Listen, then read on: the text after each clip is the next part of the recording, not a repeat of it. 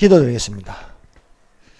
우리 주 하나님 아버지 감사합니다. 우리에게 성경이라는 귀한 책을 우리에게 주시고 성령으로 감동된 이 책에 대하여 가르침을 받게 하심을 감사합니다.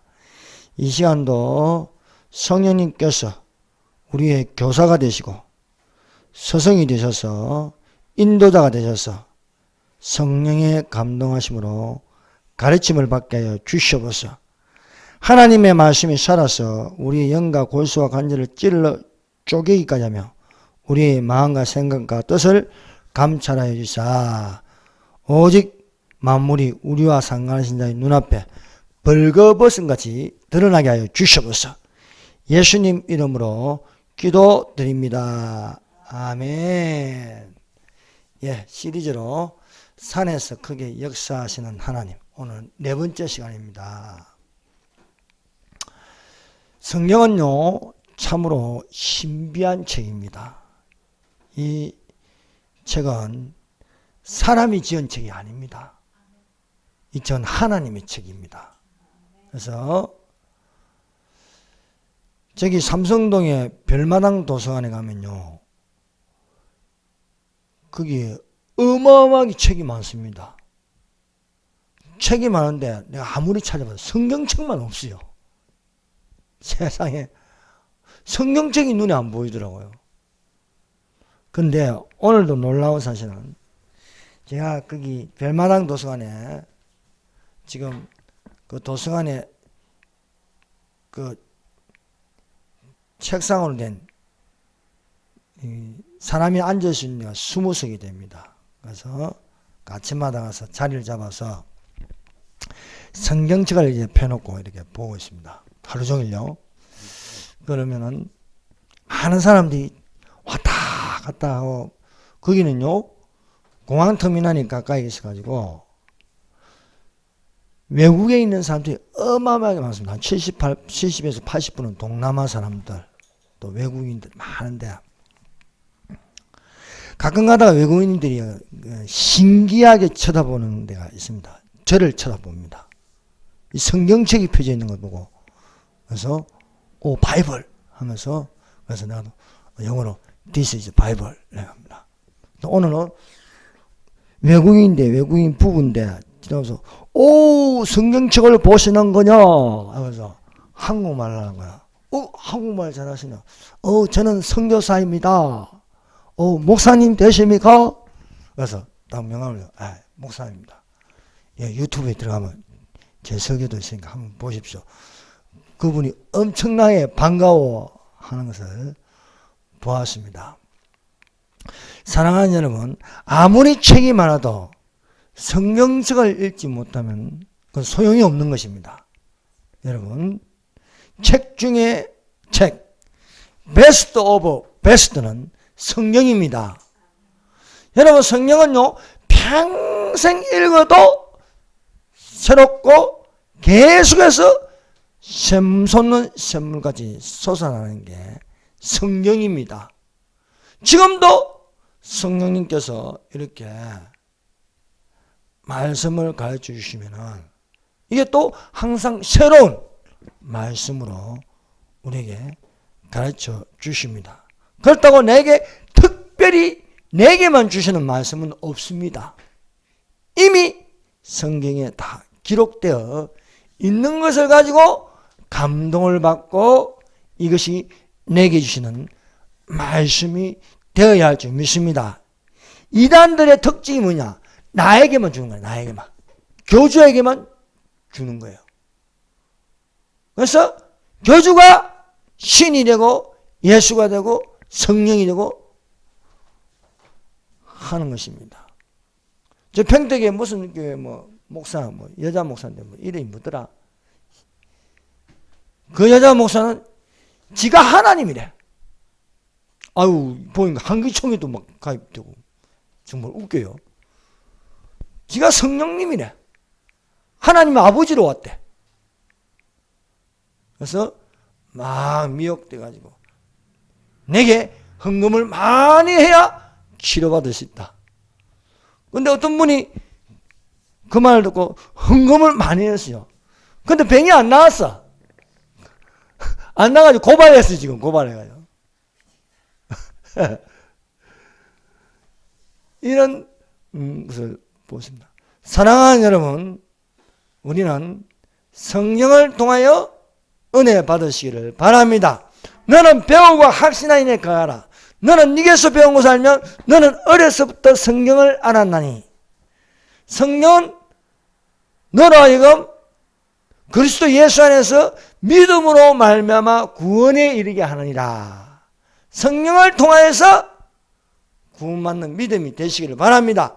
모든 성경은 하나님의 감동으로 된 것으로 교훈과 책망과 바르게 함과 의로 교육하기에 유익하나니 이는 하나님의 사람으로 온전케 하고 또한 선한 일을 행하기에 온전케 하려 함이라고 말씀하고 있습니다.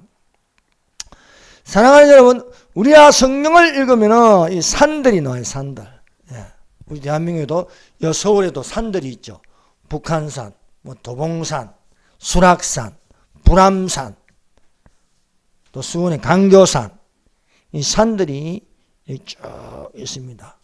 성경에 나오는 산들은요, 영적인 산입니다. 그게 예수님이 나타나시고 예수님이 말씀하시고 예수님이 역사하시면 그것은 여호와의 산이 되는 것입니다. 여러분, 이런 여호와의 산이 안 되게 하려고 이 산들마다 절이 많아, 절이요. 예. 그래서 그러나 우리가 이 성경에 보면요, 이 여호와의 산들이 있습니다. 또 그렇지 않은 산들도 있습니다.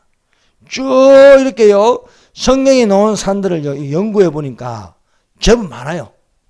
자, 그럼 이 산들을 간단하게 알려드리겠습니다. 에덴 동산이 있습니다. 에덴 동산. 최초의 산, 에덴 동산. 하나님이 에덴에 동산을 창설하시고 거기에 사람을 두시며 지키게 하시고 다스리게 하였다 말씀하고 있습니다. 그래서 에덴 동산이 있습니다. 이 에덴 동산은 저 세상입니다. 아담과 하와가 에덴 동산에 있을 때는 나이를 먹지 않았어요. 저 세상은 나이를 먹지 않습니다. 시간이 없어요. 근데 타락하고서 쫓겨남으로 나이를 먹기 시작했어요. 아담이 930 살았습니다. 그 아들 셋이 912세를 살았습니다. 에노스가 905세를 살았습니다. 에노스의 아들 게난이 910세를 살았습니다. 게난의 아들 마할랄렐이 895세를 살았습니다. 나이를 먹는 건요, 죽는 거예요, 죽는 거. 누구나 사람은 죽습니다. 그래서 아담부터 시작해서 그래서 주전 아담은 4,000년이에요, 4,000년. 주후 2,000년이 되면 이것은 성경 하나님의 시간으로 말씀드리는 겁니다. 2,000년이 되면 예수님이 지상 재림하시는 거예요. 그리고 1,000년이 더 있어요. 그래서 주전 4,000년과 주후 3,000년. 그러면 이게 요한계시록 20장까지입니다. 21장, 22년은 저 세상에 되는 거예요. 저 세상은 시간이 없어요. 그래서 우리가 나이를 먹잖아요. 저 세상에 가면 나이를 안 먹어요. 그래서 창세기 1장, 2장 저 세상, 창세기 3장부터 요한계시록 20장까지 이 세상. 이 세상은 나이를 먹어요. 나이를 안 먹는 휴거되면 나이가 없어지는 거예요. 그래서 저 세상에 주님과 함께 나이를 먹지 않고 영원히 사는 신령한 몸이 되기를 예수님 이름으로 축원합니다. 그러면 아라라산이 있어요. 아라라산. 노아의 방주가 머문 곳입니다. 그래서 노아의 방주가 머문 곳이므로 우리가 영적으로 알 수 있는 것은 성경은 사실이다. 그래서 아라라산 5,000m가 넘는 이 아라라산 2,500m에 가면은 이 나무 목재가 발견됐는데 노아의 방주가 사실임을 증거하고 있다는 것입니다. 그 다음 나오는 게 모리아산입니다. 이 모리아산에 아브라함이 아들 이삭을 번제로 드린 장소입니다. 그래서 여호와 이레라고 부릅니다. 여호와의 산에서 예비하신다. 그 이름을 아브라함이 여호와 이레라 불렀습니다. 이 자리가 바로 오르난의 타작마당 자리입니다. 오르난. 다윗이 인구조사를 하여 범죄하다가 하나님께 용서를 받고 번제를 드리는데 그 장소를 오르난의 타작마당인데 그것이 바로 아브라함이 번제를 드렸다. 아들 번제를 아브라함 이삭 대신 순양을 번제를 드린 장소입니다. 이 자리에 솔로몬이 성전을 지었습니다. 그래서 솔로몬 성전이라 부릅니다. 그 산 이름을 모리아산이라 부릅니다. 호렙산이 있습니다. 호렙산은 모세가 부르심을 받은 산입니다. 그래서 호렙의 모세, 모리아산의 아브라함과 이삭, 아라산의 노아의 방주, 에덴 동산의 아담과 하와인데요. 그래서 이 호렙산에 모세가 부르심을 받고 너는 애굽에 들어가서 내 백성을 끌어내라. 이 산에서 나를 섬기리라 하였습니다. 호렙산을 다른 말로 시내산이라고 부릅니다.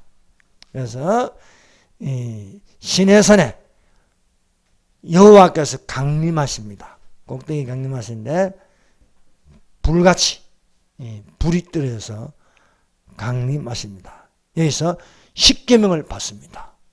또 613가지의 율법을 받습니다. 이것이 호렙산입니다. 그 다음에 시온산이에요. 이 시온산에 예루살렘 성이 세워집니다. 이 땅에는 시온산이라고 부르는데 하늘에 시온산이 있습니다. 그 하늘의 시온산을 거룩한 성, 새 예루살렘을 두고 말씀하십니다. 땅의 시온산은 예루살렘 성을 세웠습니다. 그럼 하늘의 시온산은 뭡니까? 거룩한 성, 새 예루살렘 성이 있다는 것입니다. 자, 또 예수님과 연관된 산들이 있습니다. 그래서 예수님은 산과 가깝습니다. 그래서 예수님은 산에 올라가서 가르치시기도 하고 산에서 기도를 하셨습니다. 그래서 예수님의 이 가장 큰 두 기둥의 설교가 다 산에서 이루어졌습니다. 하나는 산상설교, 산에 올라가 앉으시어 제자들에게 가르치시니 그것이 마태복음 5장 6장 7절입니다. 그래서 산에서 가르친 설교라 해서 산상설교라고 부릅니다. 이와 같이 한 기둥을 또 이루는 게 감난산 설교입니다. 감난산. 마태복음 24장 25장. 올라가 산에 앉으시니 제자들이 나오는지라. 그래서 두 기둥 다 감난산 설교, 산상 설교라 부르십니다. 예수님이 붙잡혀 계신 기도한 산이 겟세마네 동산이랍니다. 감난산 가까이 있는 겟세마네 동산에서 기도하셨습니다. 예수님이 십자가에 죽은 산을 뭐라고 부릅니까? 갈보리산이라고 부르고 있습니다. 그림심산이 있습니다. 율법에 순종한 자가 받을 축복을 선포하는 곳이 그림심산이면 반대로 에발산이 있습니다. 에발산은 율법을 거역한 자가 당할 저주를 선포한 곳이 에발산이었습니다. 길보아산이 있습니다. 사울과 새아들이 블레셋과 전투에서 전사한 산이 바로 요나단이 죽은 산. 그 압이 사울과 요나단이 전투하여 죽은 산을 길보아산이라고 부르고 있습니다. 모세가 죽은 산이 있어요. 그걸 느보산이라고 부르고 있습니다. 느보산에서 너는 가나안 땅을 바라보기만 하라. 그래서 모세가 느보산에서 바라보고 모세가 죽은 산이 바로 느보산입니다. 아론이 죽어 묻힌 산이 있습니다. 그것을 호르산이라고 부르고 있습니다. 다볼산이 있습니다. 여신자 드보라와 바락이 시스라와 싸우기 위하여 지킨 곳을 다볼산이라고 부릅니다. 세일산이 있습니다. 서해남단에서 아키바만에 이르는 산악지대에 있는 것입니다. 아바림산이 있습니다.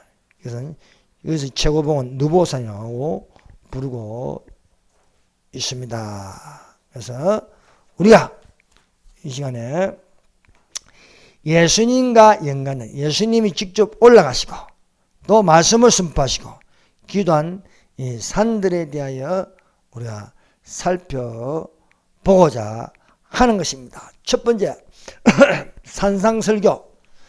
산에서 하신 예수님의 설교를 두고 산상설교라고 부르습니다. 자, 마태복음 5장 1절 한번 읽어봅시다. 시작. 예수께서 무리를 보시고 산에 올라가 앉으시니 제자들이 나오는지라. 자, 여러분 마태복음 5장과 6장과 7장은요 말씀 중에 말씀입니다. 마태복음 5장, 6장, 7장은요 특별한 말씀입니다. 예수님이 산에 올라가 앉으시어 제자들에게 가르치신 말씀, 이것을 산상설교라고 부르십니다. 다른 말로는 산상수훈이라고 하십니다. 또 다른 말로는 산상보훈이라고 말하고 있습니다. 이 5장, 6장, 7장을요 기독교 대헌장이라고 부르고 있습니다. 다른 말로 기독교의 근본 윤리의 기독교의 윤리 근본이라고 했습니다. 이 말씀은 특별히 천년왕국의 헌법이라고 부르고 있는 게 마태복음 5장, 6장, 7장입니다. 여러분 구약성경에는요 시내산에서 모세가 불로 강림하신 여호와께서 모세에게 십계명을 수여하시고 율법 613가지의 율법을 선포하셨습니다. 그러면 신약에는요 무엇이냐? 산상수훈이 있는 거예요. 구약성경에는 십계명 또 율법의 613가지 이것이 있으면 신약에는요 산에 올라가 가르친 법이 있는데 천년왕국의 법 기독교 대헌장 이것이 바로 마태복음 5장 6장 7장입니다. 그래서 예수님이 구약성경은 시내산에 내려오셔서 모세에게 십계명을 수여하시고 율법을 주셨는데 예수님이 사람의 몸으로 와가지고요 직접 가르친 게 산상수훈이므로 율법 위에 있는 게 산상수훈이라고 우리가 말씀할 수 있습니다. 그래서 산상수훈은 천국의 백성의 법이라고 말할 수 있으므로 산상수훈은 윤리의 최고봉입니다. 산상수훈은 천국 시민의 대헌장으로 세계 문학사상의 최고의 글이라고 할 수 있습니다. 여러분 할 수 있으면요 마태복음 5장, 6장, 7장을 다 외우면 좋아요. 그럼 엄청난 은혜가 됩니다. 전에는 제가 이거 다 외웠는데 또 안 외우니까 또 까먹었어요. 그래서 여러분 할 수만 있으면 한번 외우기 바랍니다. 제가 또 한번 시간 내서 이걸 한번 다시 암송하려고 합니다. 그래서 여러분 이 중요한 말씀입니다. 자, 여러분요 성령은 열린 성경이래요. 성경이 열리면요 어마어마하게 신비합니다. 정강원 목사님이요 성경을 열었다고 하잖아요. 예. 여러분 성경이 조금만 열려도요 이건 어마어마한 겁니다. 예. 그래서 성경은요 계속해서 열어주십니다. 그래서 제 나이가 지금 윤석열 나이로 57세인데 성경은요 계속 열어주세요. 그래서 참 신비합니다. 성경이. 그렇다고 내에게만 주는 말씀은 그러면 이게 이단되는 거예요. 다 주시는 말씀입니다. 자, 산상설교. 산상설교는 어느 산인지는 기록되어 있지 않습니다. 그러나 산에 올라가서 앉으시니 하였습니다. 사람, 이 참 중요합니다. 자, 보세요. 마태복음 5장 1절에 무리를 보시고 산에 올라가 앉으시니 제자들이 나오니라. 예수님이 산에 올라갔는데 앉으셨습니다. 앉으시고 제자들이 나오는지라. 자, 이것을 볼 때에 우리가 생각할 수 있는 말씀이 바로 요한계시록 4장 2절입니다. 자, 요한계시록 4장 2절 딱 이게 줄로 딱 이렇게 해놓고 요한계시록 4장을 한번 가보십시다. 밑에 있는 것은요, 하늘의 모형입니다. 모형인데, 실상이 요한계시록 4장이에요. 요한계시록 4장. 요 말씀의 실상이, 요거는 현상이고, 실상은 요한계시록 4장이에요. 4장 1절이에요. 4장 1절. 자, 4장 2절입니다. 2절. 자, 요한계시록 4장 2절 읽어봅시다. 4장 2절 시작. 내가 곧 성령에 감동되었더니 보라 하늘의 보좌를 베풀었고 그 보좌 위에 앉으신 이가 있는데, 자, 이건 하늘입니다.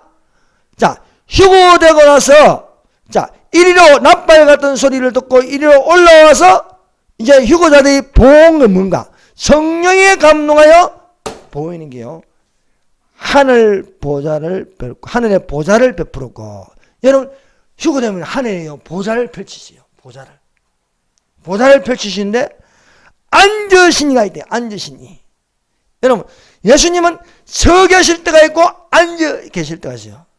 스데반이 뭘 봤어요? 하늘이면서 서 계신 예수님을 봤어요. 그런데 여기는 하늘의 보좌를 베풀었고 그 보좌 위에 앉으신 이가 있는데, 요걸 그대로 땅으로 가져오면요, 요겁니다. 요거 마태복음 5장 1절이에요. 예수께서 무리를 보시고 산에 올라가 앉으시니 제자들이 나오니라. 땅에 보좌를 베풀어서 가르치시는 것입니다. 예수님이 누구십니까? 전능하신 하나님이에요.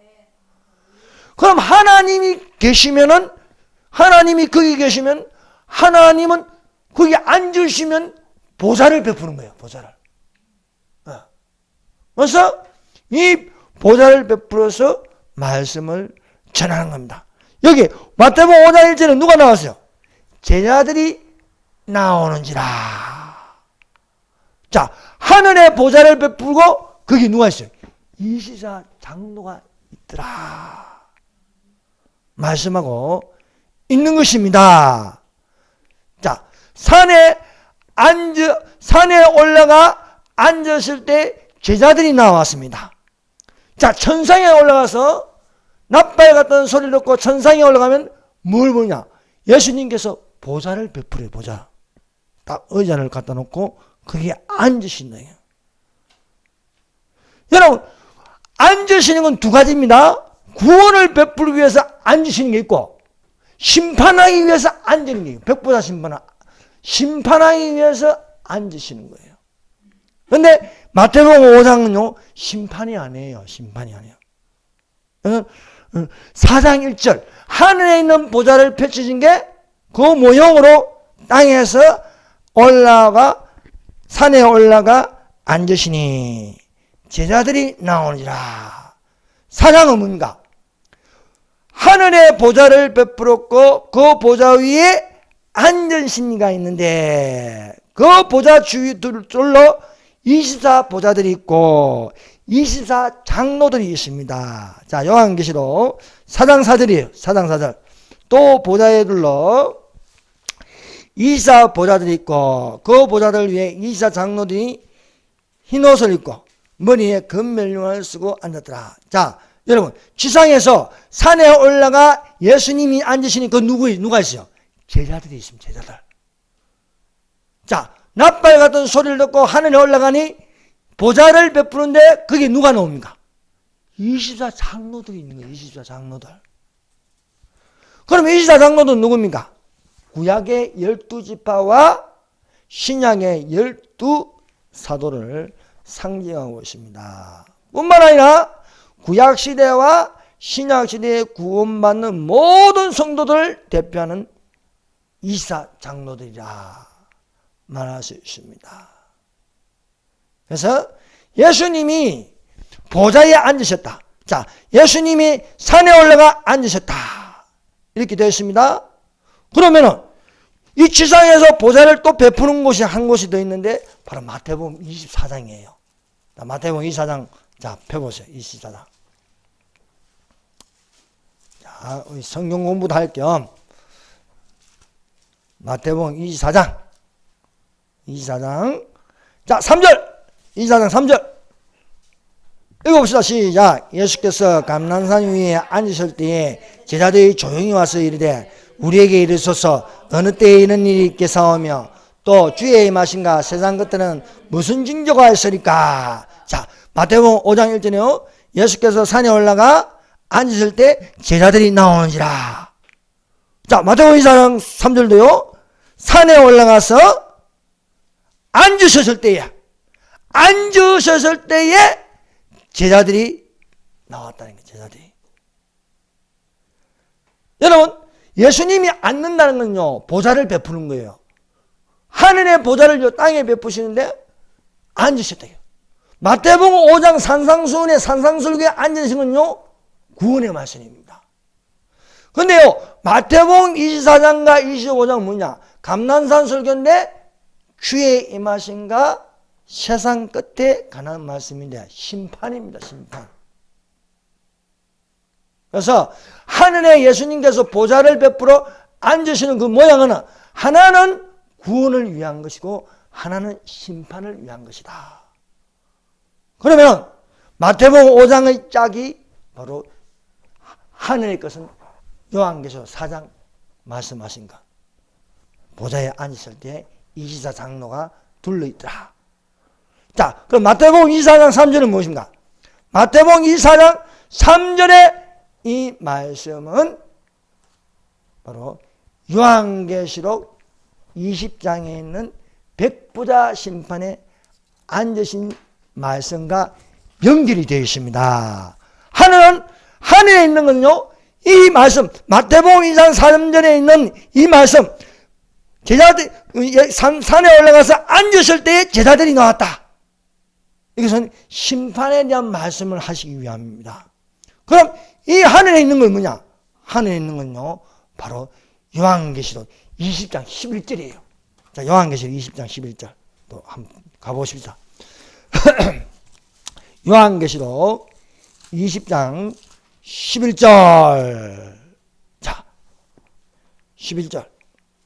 자, 읽어봅시다. 시작. 또 내가 크고 흰 보좌와 그 위에 앉으신 이를 보니 땅과 하늘이 그 앞에 피하여 간 데 없더라.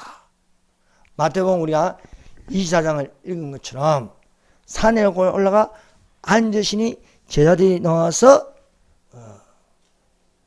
물어보는 거예요.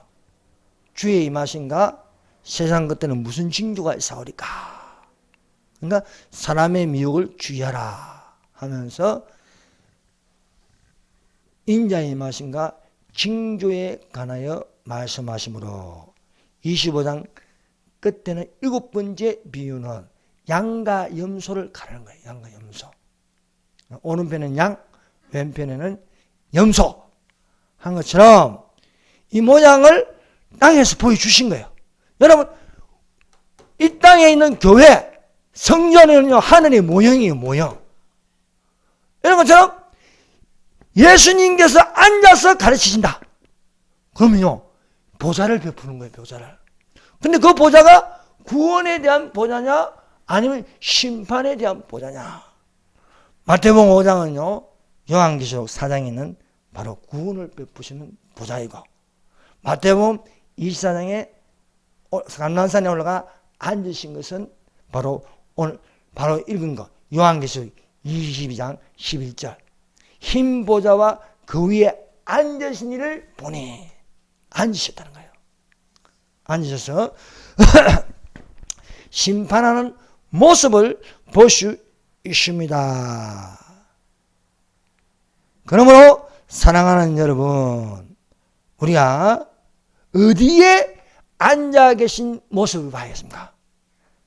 바로 요한계시록 4장에 우리가 낫발 같던 주의 음성을 듣고 하늘로 올라가니 하늘의 보좌를 펴신 것을 보시기를 예수님 이름으로 축원합니다. 예. 자,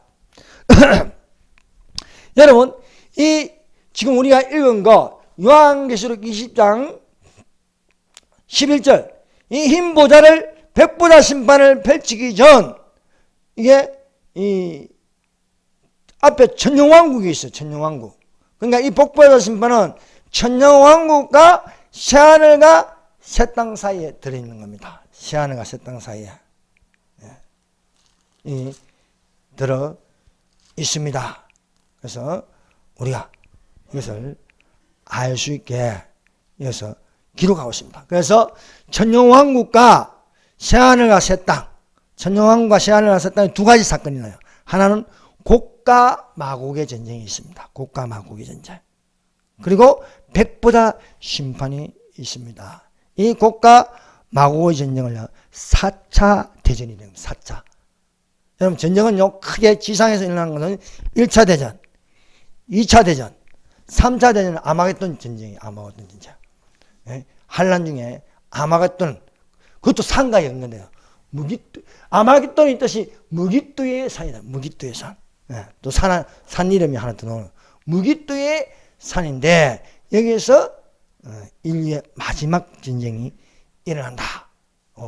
예언하고 있습니다. 그런데 천년왕국이 끝나갈 때에 마귀가 잠시 노임을 당해요. 넣어서 곡과 마곡을 미혹한다. 곡과 마곡. 그래서 곡과 마곡을 미혹해서 4차 대전을 일으켰는데, 곡과 마곡의 그 수가 모래와 같다 했습니다. 그래서 모래와 같은 이 곡과 마곡이 사단에게 미혹되어 성도들의 진가, 사랑하시는 성을 두릅니다. 그러나 둘러서 당한 것처럼 보이지만 하늘에서 불이 떨어졌어. 심판하십니다. 저희가 지면에 널리 퍼져 성도들의 진가, 사랑하시는 성을 두르며 하늘에서 불이 내려와 저희를 소멸하고 또 저희를 미혹하는 마귀가 불과 유황못에 던지우니 거기에 짐승과 거짓 선지자도 있어 세세토록 밤낮 괴로움을 받으리라. 소돔 고모라에 떨어진 불과 유황 있지 않습니까? 그 불과 유황이 또 곡과 마곡을 소멸하기 위해서 새하늘과 새 땅이 들어가기 전에 한 번 또 떨어져서 이제는 마귀가 영영, 마귀가요 천년 동안 무주경에 갇혀 있다가 노임을 당했으나 이제는 영영 이제 볼 수 없는 불못이라는 지옥에 떨어졌는데, 거기에는 짐승도 있고 거짓 선지자도 있어 세세토록 밤낮 괴로움을 받으리라 되어 있습니다. 여러분, 백보자 심판이 요한계시록 20장 11절에서 15절까지의 말씀입니다. 여기에 예수께서 흰 보좌에 앉으셔서 그 보좌 앞에는 책들이 있고 또 다른 책이 있습니다. 책들은 심판책이라고, 다른 책은 생명책이라고 부르고 있습니다. 여러분, 이 백보자 심판은 말 그대로 믿지 않는 자들을 심판하는 것입니다. 여러분, 예수 믿으면 심판은 없어요. 예수 믿으면 심판 없습니다. 그래서 책들이 있고 생명책을 두면 봐라, 네 생명책에 이름이 없지 않느냐. 생명책에 이름이 없으면요 반드시 책들에 이름이 있고, 생명책은요 그냥 이름만 황금빛같이 빛나는 거예요. 그러나 책들은 어마어마하게 많아요. 그래서 나면서부터 시작해서 엄마 모태에서부터 시작해서 죽는 날까지 상세하게 내 행위에 대해서 다 기록되어 있습니다. 뿐만 아니라 이 속에 숨은 생각들 있잖아요. 숨은 생각들. 그 생각까지 다 이렇게 드러나게 되어 있어요. 그게 책들입니다. 책들. 말이 책들이지요. 이건 USB보다 더 양이 많아요.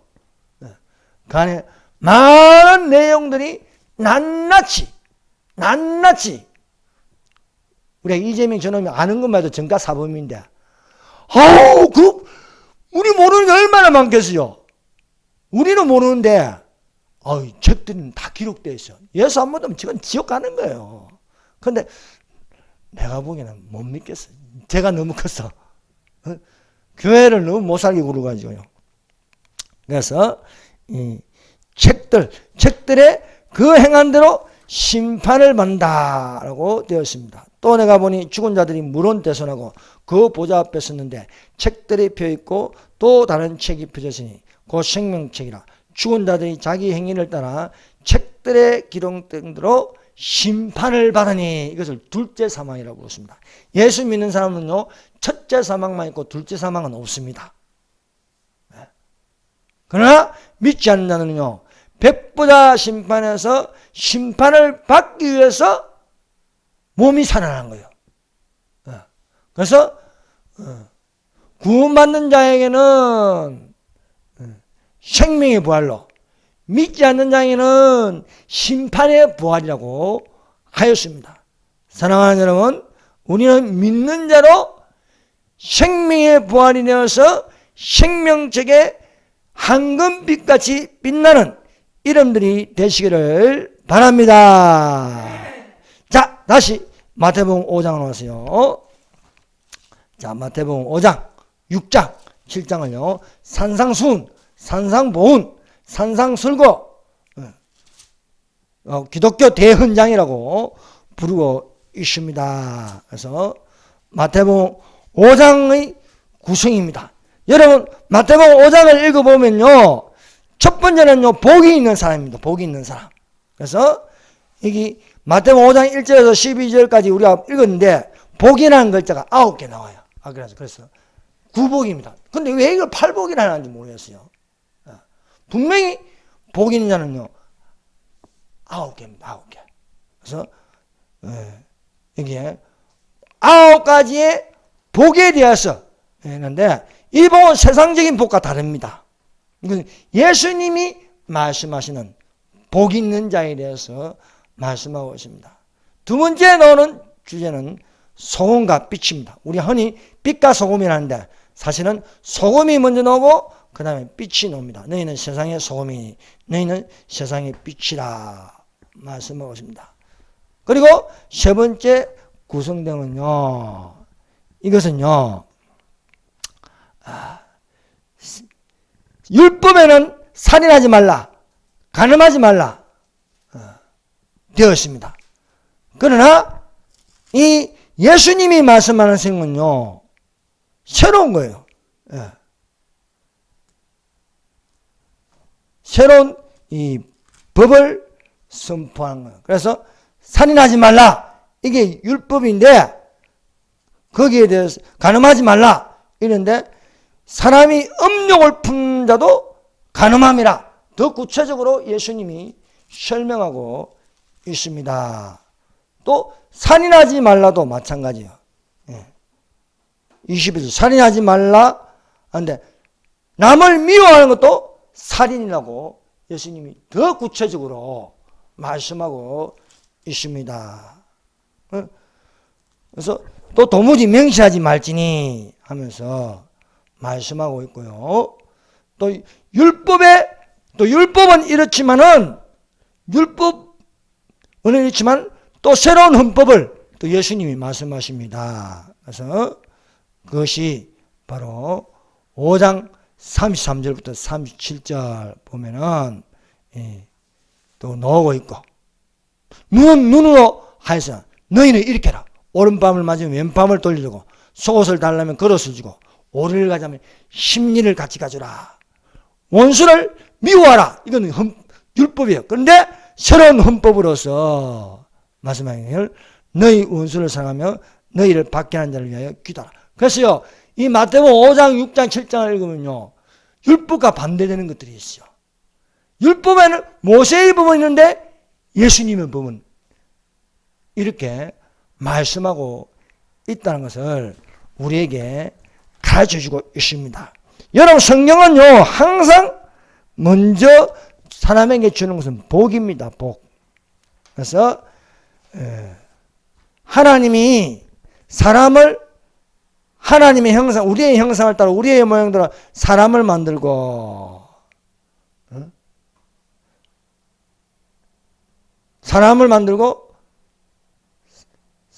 우리의 모양 만들고 사람에게 그들에게 말씀하실 때 그들에게 복을 주시고, 그래서 하나님이 사람에게 가장 먼저 주신 건 복입니다. 복. 우리가 하나님으로부터 받은 것은 복이에요. 하나님이 그들에게 복을 주시며 그들에게 이르시되 생육하고 번성하고 땅에 충만하라. 땅을 정복하라. 바다의 고기와 공중의 새와 땅에 움직이는 모든 생물을 다스리라. 여러분, 하나님을 믿는다. 예수님을 영접하였다. 그럼 가장 먼저 받는 게 복입니다. 복. 세상 복과 다릅니다. 여러분, 시편이 1편부터 150편부터 제일 먼저 놓은 복 있는 사람은 악인의 길을 쫓지 않고 죄인의 길에 서지 아니하고 오만한 자의 자리에 앉고 오직 여호와의 율법을 묵상하는 자다. 여러분, 하나님의 말씀을 읊조리는 자가 되시기를 예수님 이름으로 축원합니다. 여러분, 예수님께서 산상수훈을 말씀하시면서 가장 먼저 말씀하신 건 복 있는 사람입니다. 복 있는 사람. 예, 복 있는 사람에 대해서 말씀하고 있는 거예요. 그래서 심령이 가난한 자는 복이 있나니, 애통한 자는 복이 있나니, 온유한 자는 복이 있나니, 의에 줄이고 목마른 자는 복이 있나니, 마음이 청결한 자는 복이 있나니, 합평케 하는 자는 복이 있나니, 긍휼히 여긴 자는 복이 있나니, 의를 위하여 핍박받는 자는 복이 있나니, 나로 인하여 너희를 욕하고 모든 말을 거스려 악한 말을 할 때에는 기뻐하고 즐거워라. 너희가 복이 있나니. 이게 복 있는 자에 대해서 말씀하고 있으니, 사랑하는 여러분, 하나님의 복을 누리는 자들이 되시기를 바랍니다. 예. 그래서 여러분, 우리가 세상에서 말하는 복이 아니에요. 예수님이 말씀하시는 복이 되시기를 바랍니다. 그래서 야베스의 기도처럼 하나님 아버지, 내게 복의 복을 다하시고 그 지경을 넓히시며 주의 손 얻어사 한란에서 벗어나서 근심이 없게 하여 주시옵소서. 근데 우리가 복을 잘 안 빌어. 뭐 기복신앙이라 해가지고 막 안 빌어. 그거는 기복신앙이고 예수님이 주시는 복은 받아야지요. 하나님이 주시는 복은 받아야지요. 그래서 여기에 대해서 복이 있는 자에 대해서 이렇게 설명하고 있다. 근데 이 복이요, 세상 복과는 달라요. 세상은. 자, 세상은 어떻습니까? 부유한 자는 복이 있나니, 하지만은 여기는 가난한 자는 복이 있나니. 세상은 즐거워하는 자는 복이 있나니, 여기는 애통하는 자는 복이 있나니. 세상 사람들은 배부른 자는 복이 있나니, 이 예수님 말은 의에 줄이고 목마른 자는 복이 있나니. 줄인 자가 복이 있대요. 줄인 자가. 핍박받는 자가 복이 있다. 핍박받는 자가. 악한 말을 들을 때는 복이 있다. 이거 복이 있다. 대한민국에서요, 나는요, 제일 복 있는 사람이 이승만 대통령 같아. 왜? 욕을 많이 들어먹으니까. 얼마나 욕을 많이 하는지 몰라. 그래서 나로 인하여 너희를 욕하고 핍박하고 악한 말로, 거짓으로 악한 말을 할 때는 기뻐하고 즐거워라. 하늘에서 너희 상이 큼이라. 그래서 누가 보고 오니까요, 대한민국 사람 중에 이승만 대통령 집이 제일 크다고 하잖아요. 제일 크다고. 성가 같아요. 성가 같다는 거예요. 구복. 여러분, 세상 사람들이, 지금 좌파들이 제일 많이 욕하는 사람이요, 사실 복 있는 사람입니다. 예수님이요, 첫 번째 말하는 게 심령이 가난한 자는 복이 있다. 심령이 가난한 자는 복이 있나니 천국이 저희 것입니다. 말씀하고 있습니다. 자, 심령이 가난하다. 마음을 비우고 천국의 것을 채우는 자는 복이 있는 자입니다. 하늘의 보물을 쌓는 자는 복이 있는 자입니다. 예. 여러분, 마음이 가난하다. 이건 심령이 가난하다는 거예요. 심령이 가난하다는 건요, 탐욕과 욕심이 없다는 거예요. 탐욕과 욕심이. 탐욕과 욕심이 없고 그 마음이 어디냐? 주는 마음이면, 주고 싶은 마음이면 주고 싶은 마음. 예. 여러분, 탐욕이 가득하면 마음이 안 가난해요. 이 안에 탐욕, 욕심, 이것이 가득하면요, 인색한 사람이에요. 인색한 사람. 주기 싫어요. 예. 여러분, 인색한 부자가 있어요. 인색한 부자. 주는 걸 너무너무 싫어해. 그 중에 하나가 삭개오였습니다. 삭개오는 부자라. 부자가 2명 노는데요. 큰 부자, 기업가, 청년기업가가 있어요. 청년기업가, 부자. 부자가 있고, 또 부자가 있는데, 삭개오입니다. 청년기업가 부자는 합법적으로 돈을 벌었어요. 근데요, 삭개오는 세무서장인데, 뒷돈이에요. 뒷돈. 전부 다. 그러니까요, 마음이 돈은 많이 벌고 이렇게 많이 모으는데 항상 마음은 어두워요. 어둡고 뭔가 허전해요. 그런데요, 삭개오가 예수를 보고자 하여 무리들 가운데 비집고 들어가는데 못 들어가요.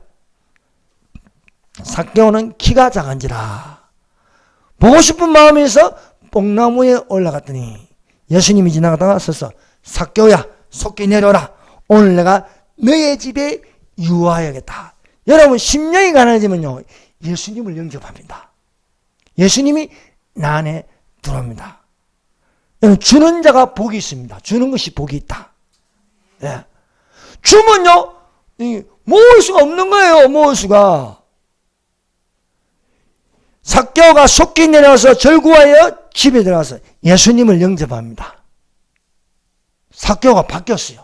심령이 가난한 자가 되면 심령이 가난한 자. 예수님을 만나기 전에는요, 탐욕과 욕심이 가득한데 예수님을 만나고 나서는 심령이 가난한 자가 돼요. 심령이 가난한 자가 되면 주는 것이 복이 있다. 그래서 예수님 앞에서 내 재산의 절반을 가난한 사람들에게 나눠주고 주고 싶은 거예요. 내가 토색하는 일이 있으면 4배나 갚겠나이다. 삭개오가 그동안 세무서장 하면서 얼마나 남의 것을 빼앗았겠어요. 세금 안 한다고 그 집에 있는 거 다 들고 가버린 거예요. 딱지 다 붙이고 다 들고 가버린 거예요. 못된 짓이란 건 다 하고요. 창고에 쌓아놓기만 하는데 토색한 일을요, 지 명부에 안 적어놨겠어요. 누구 거 이거 다 하는데 창고 보면 다 나오는 거예요. 내가 몇 년 몇월 며칠 그러니까 누구 걸 가져왔구나. 다 뺏었구나. 토색한 일이 있거든 4배나 갚겠나이다. 그럼 그 사람들 몇 년도에 토색한 거 내가 그때 내가 10만 원을 뺏었는데 내가 40만 원을 드리겠다. 이겁니다. 재산의 절반을 다 나눠주고 가난한 사람들 나눠주고 반 절반 있는데 그것도 토색한 일이 있으면 그건 4배씩 갚으면 뭐가 남겠어요? 하나도 없는 거야. 그런데 심령이 가난한 자는 복이 있나니 천국이 저희 것입니다. 예수님을 영접하기 전에 하늘에 보물이 없는 거예요. 하늘에 보물이. 그런데 예수님을 영접하고 나서 절반을 가난한 사람들에게 나눠주고 또 토색한 일이 4배나 갚으면 하늘에 보물이 쌓이기 시작하는 거예요. 하늘에 보물이. 그래서 심령이 가난한 자는 복이 있나니 천국이 저희 것입니다. 말씀하고 있습니다. 두 번째는 애통하는 자는 복이 있나니 저희가 위로를 받을 것입니다. 애통하는 자. 그 예로 한나를 볼 수 있습니다. 한나. 에브라임의 사람 엘가나에게 2 아내가 있습니다. 한 사람의 이름은 한나요. 한 사람은 브닌나입니다. 브닌나는 자식이 있고 한나는 무자였습니다. 자식이 없었습니다. 하나님께서 한나의 태를 다스셨습니다. 자식을 낳고 싶어도 못 낳아요. 왜? 하나님이 낳지 못하게 딱 겉에를 잡으셨습니다. 브닌나가 자식이 있다고 한나를 적동하였습니다. 한나를 괴롭혀서 밥맛도 없고 눈물만 나고, 그래서 이 울분을 참지 못하여 성전에 나가서 우는 거예요. 우는 거. 통곡하여 우는 거예요. 통곡하여. 여러분 억울한 일 당했습니까? 여러분 답답합니까? 그러면 하나님 앞에 나가서 통곡하면 되는 거예요. 여러분 뭔가 이렇게 먹다가 얹히면요, 속도 답답하고 힘들어, 머리도 아프고 하는데, 그런데 피가요 바늘로 따서요 소화제를 묻고 하면요 시원해지듯이 애통하는 자는 복이 있나니 저희가 위로를 받을 것입니다. 그래서 하나님께 우는 거예요. 막 펑펑펑 울면요, 하나님 앞에 울다가 울다 보면요 하나님이 영감이 들어간 거예요. 하나님 영감이. 그 영감이 들어가는데 소원을 비는 거예요.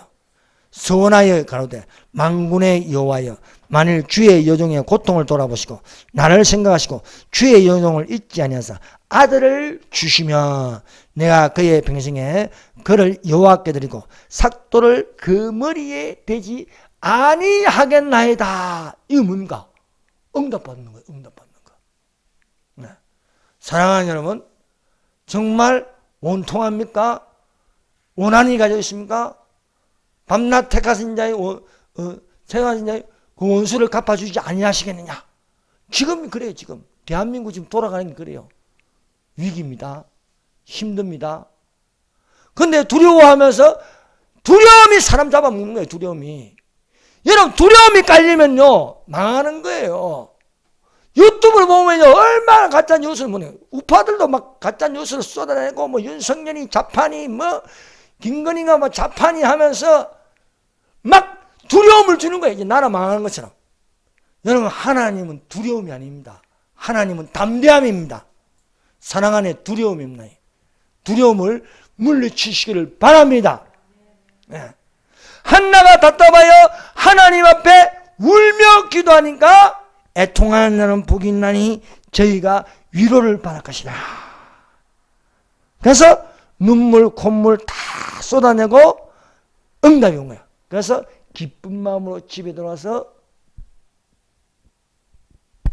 엘가나와 동침하니 하나님이 한나를 생각한지라. 한나.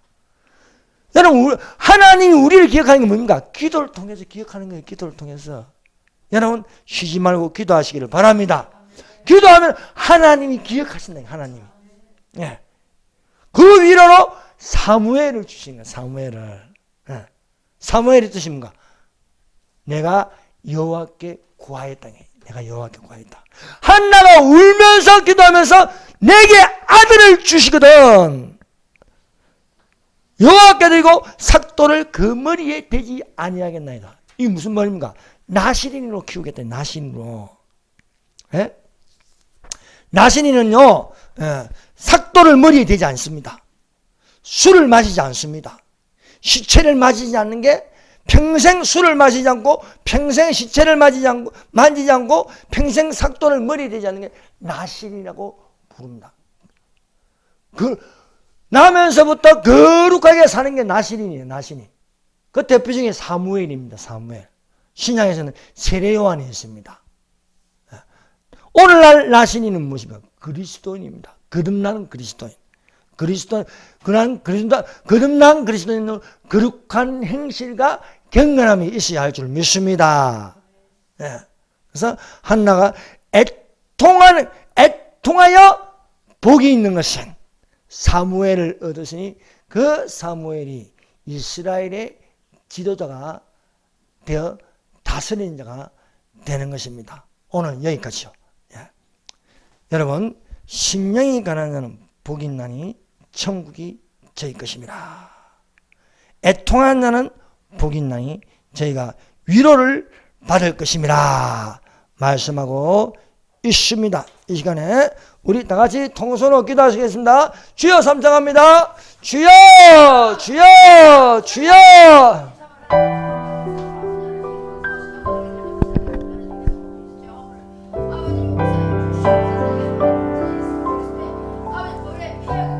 감사합니다.